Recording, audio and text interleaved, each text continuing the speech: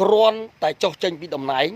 គ្រាន់តែយើងគុំទៅលុកដៃលុកលាន់ចូលទៅក្នុងប្រទេសរបស់គេវាអត់ធ្វើឲ្យប្រជាជនគេស្លាប់ដល់ជាង3000 4000នាក់ទៀតបងប្អូន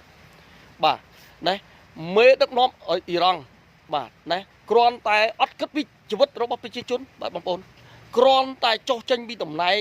តាមរបស់ប្រជាជនណាកុំឲ្យប្រជាជនស្លាប់អាណិតប្រជាជន3000ជាងអ្នកហើយ4000អ្នក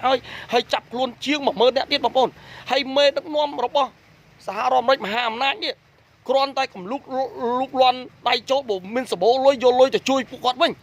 កុំទៅធានាចេះធានាចិត្តដោយសារជួយកាត់ដោយសារតែការទង្វើរបស់យើងសម្ដីរបស់យើងនិយាយថាជួយប្រជាជនគេជួយឲ្យដាក់ហ្នឹងធ្វើឲ្យប្រទេសគេហ្នឹងគឺជួបនឹងវិបត្តិអាហ្នឹងណាអញ្ចឹងតែពីរហ្នឹងឯងមេដឹកនាំចុះពីតំណែងពីអំណាចហើយលោកដុល្លារត្រាំហ្នឹងគុំនិយាយគុំបង្កចំនួនឲ្យគេគឺប្រជាជនអត់ស្លាប់ជាង3 4000នាក់ទេបងប្អូន